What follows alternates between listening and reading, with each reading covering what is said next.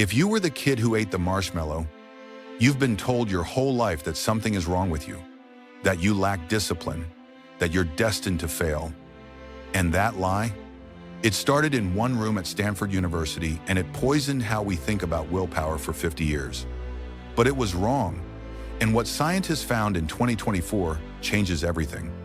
You know the image. A preschooler sits alone at a table, one marshmallow, a promise, wait 15 minutes, get 2. Eat it now, get nothing. The ones who waited became the success story, the masters of self-control. Psychologist Walter Mischel ran this at Stanford in 1970 with 50 children from the university's own preschool. And the story that emerged was intoxicating.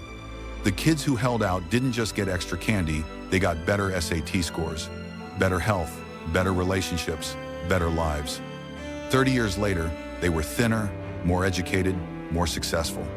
The marshmallow test became the ultimate proof that willpower is destiny, that some people are born with it and some aren't, that your future was sealed before you even learned to tie your shoes. The original paper became one of the most cited studies in psychology history. The researchers won awards, and an entire self-help industry was built on one terrifying idea. If you can't resist temptation, it's because you are weak. Except, it wasn't true, not even close. In 2024, researchers published a pre-registered study following 702 participants from age 4 to age 26. No p-hacking, no spin, just hard data across 2 decades. The result?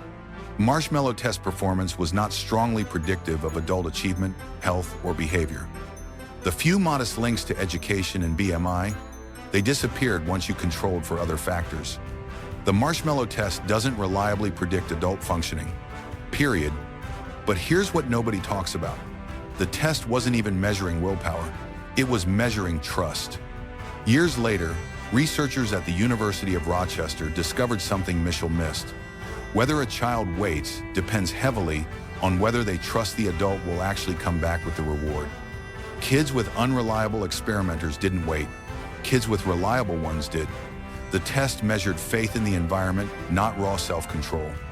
If you grow up in a home where promises get broken and resources disappear, eating the treat in front of you isn't impulsive, it's rational. It's survival. As one researcher put it, waiting for a later reward is largely a middle and upper-class behavior. The kids who ate the marshmallow weren't defective, they were realistic. In 2018, a researcher named Tyler Watts tried to replicate the original study with 900 children from every socioeconomic background imaginable. Same test. The correlation? It vanished. Not weakened, vanished.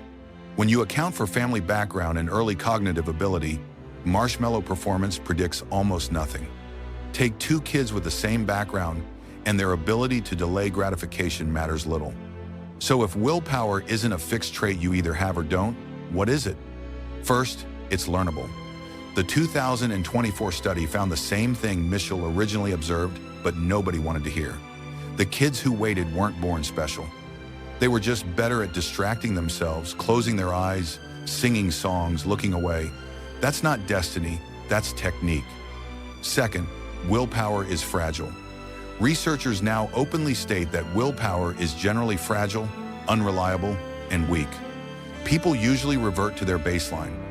White-knuckling temptation is a losing game.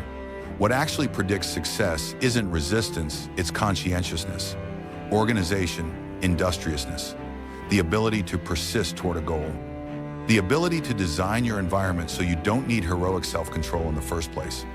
As Mischel himself said, people can use their wonderful brains to think differently about situations, to reframe them, to reconstrue them, to even reconstrue themselves. The kids who won didn't suffer more, they just had better tactics. So here's the truth. The marshmallow test wasn't measuring destiny, it was measuring context, trust, socioeconomic stability, learned strategy. The real takeaway was never some kids have it and some don't. It's that self-control is one component of executive function, and there are many ways to support its growth. The test wasn't wrong about self-control mattering. It was wrong about where self-control comes from.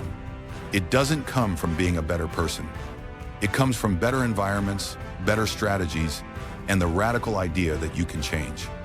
So knowing what you know now, would you have eaten the marshmallow? I think you already know the answer. You weren't impulsive, you were paying attention. And that's not a flaw, that's survival. Subscribe if you're done letting old myths tell you who you are.